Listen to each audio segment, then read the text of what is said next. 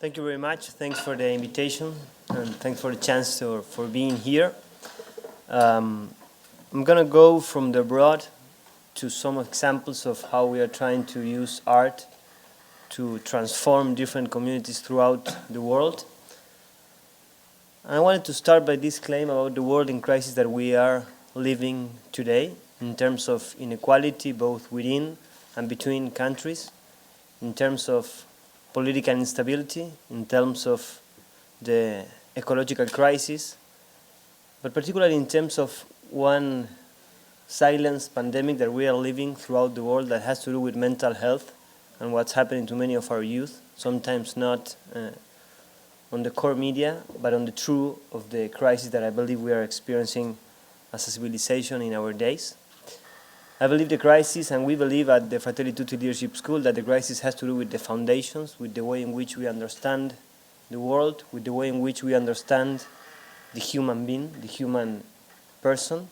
Because in many senses, the leadership that we have today, the institutions that we have today, the policies that we build today don't correspond to the humans, to the human person, to the citizens of our time. We believe we need to go from a rational conception of the human being to a holistic conception of the human being, to a holistic conception of the human being. Before they spoke about a materialistic conception, you can use different words, but the main idea is that we tend to think of the human person as a rational individual in most of the things that we do. And even if we claim that that's not the case, most of the economic, political decisions that we made are still based on that assumption.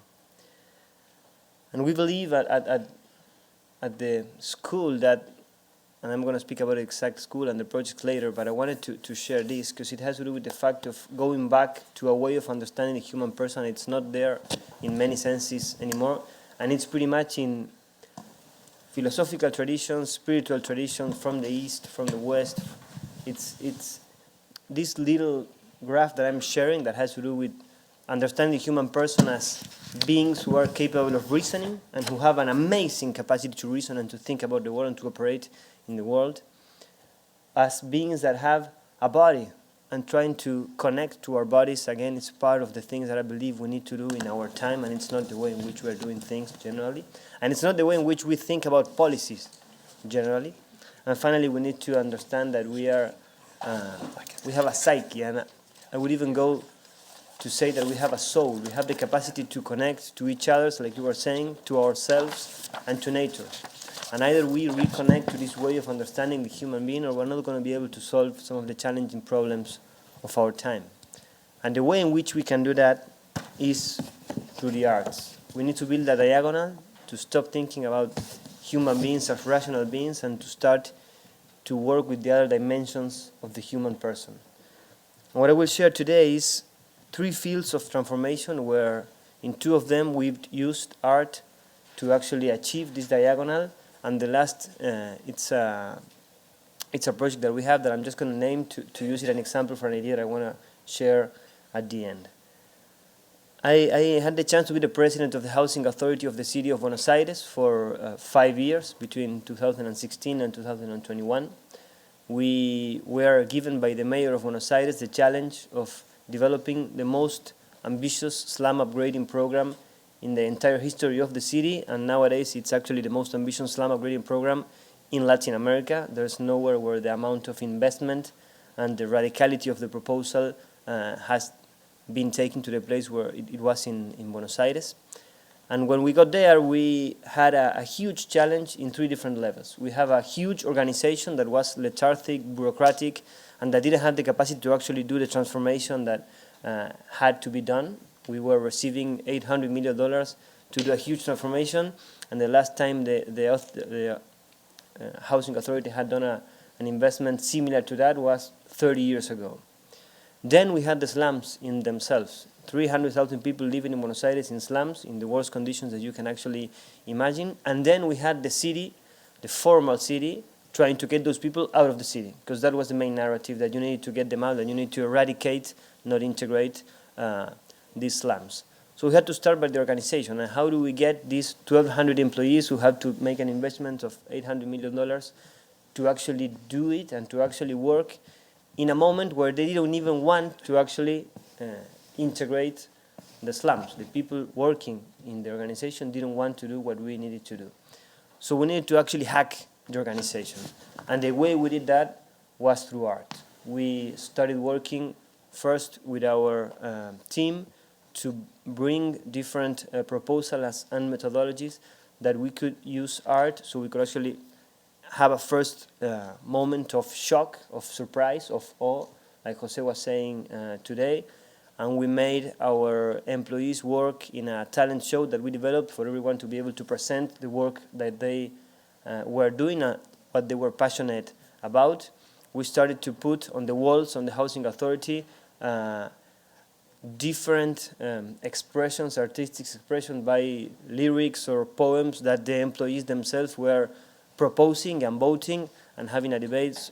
So the paintings on the walls of the housing authority started to be the paintings of the people of the neighborhood, because we had to convince them that there was value on what was happening on the slums too.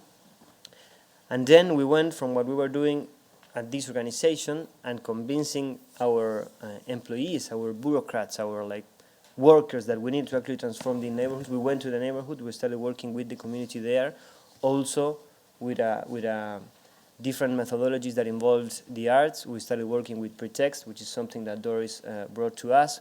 We started working with photography in the neighborhoods. We started working with different methodologies for them to be able to express by writing or by singing what they were feeling in the different moments of the process. But because what we were starting was also the most ambitious civic engagement project, because we actually passed several laws. So no decision could be made by the government, but we needed to go through the participatory round tables of each of the slums to decide on what was going to happen on each of those slums. And we developed a participatory methodology for governance who had a massive scale. We had those buildings that you can see over there were designed by us and the neighbors. The contract that we signed with the companies that built those buildings were before approved by the neighborhoods, by the neighbors of these neighborhoods.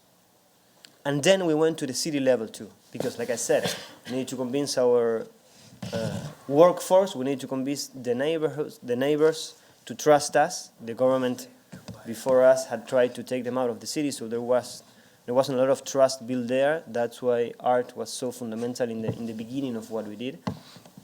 And then we need to go to convince the city that these slums should be upgraded and integrated and not kicked out of the city.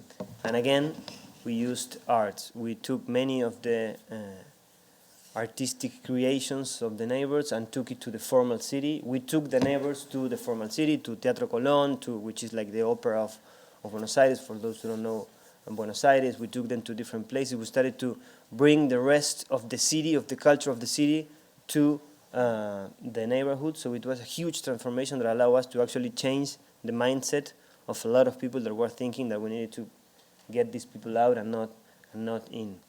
The transformation was pretty integral. There's some numbers there. I'm not going to go into the impact.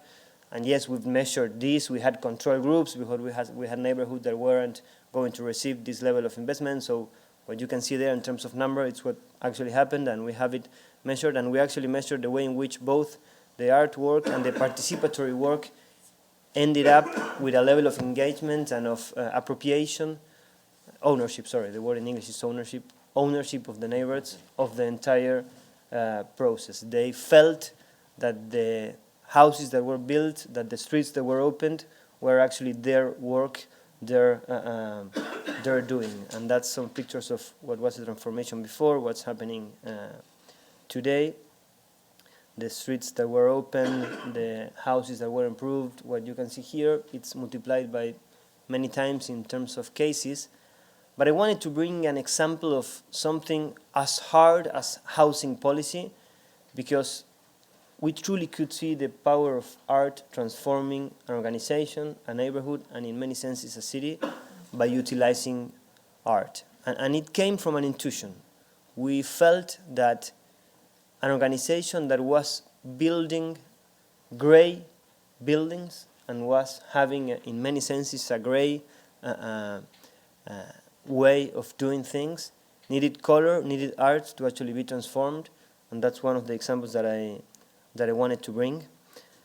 And I also wanted to bring what I'm doing now, the work that we are doing now. I'm the executive director of Fratelli Tutti Political School. It's an organization launched by Pope Francis 2 years ago.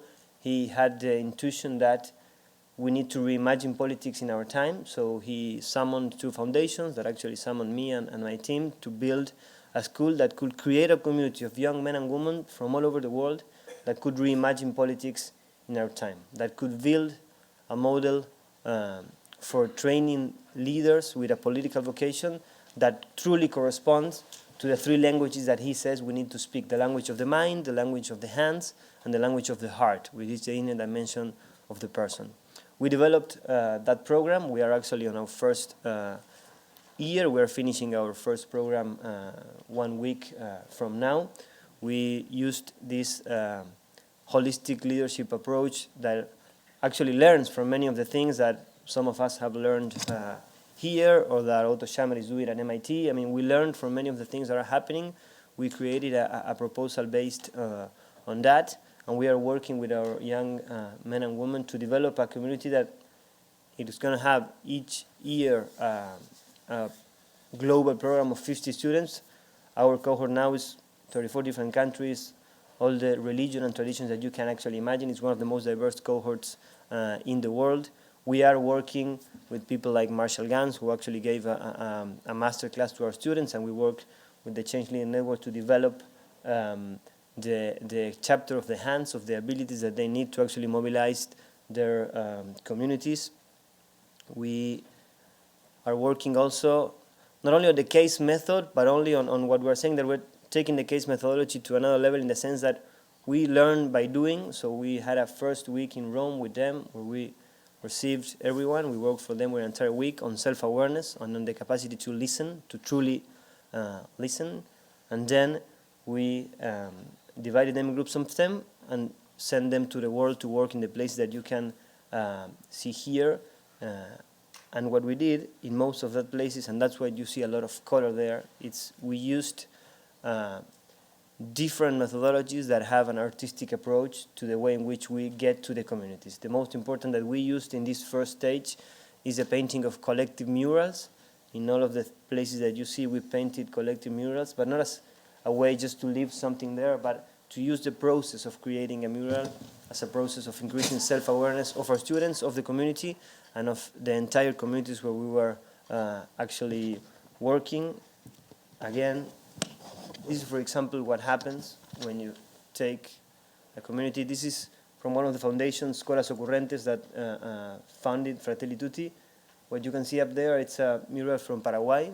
What you can see below, it's a mural from Haiti. These were made by people from these communities, and you can probably understand the kind of shock that this involves for a community to see that they can actually build that. And from that is from where we start to build the different solutions that we are taking to these places. We're working in these 5 countries, in Italy and Argentina, in 2 different communities. I'm gonna sum up. Basically what we are doing is we're taking art as a way to enter and work on these 3 dimensions, to our students and to the communities where we are working. And just to finish, I was telling you that I wanted to leave you with a project that we are thinking on. I'm just going to use it as an excuse to name.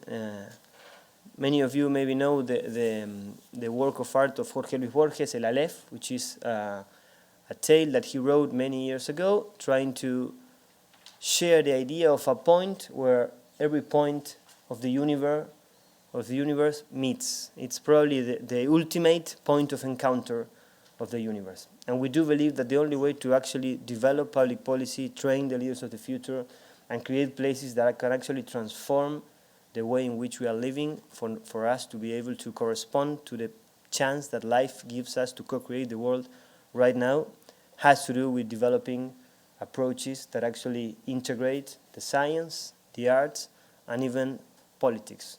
So what we are doing in this particular approach is create a space that makes that in Buenos Aires, in Argentina, but I want to leave you with that notion of the arts, the science, and politics getting back together. Or, as Doris would say, Renaissance now, it's what we need again. Thank you. Good.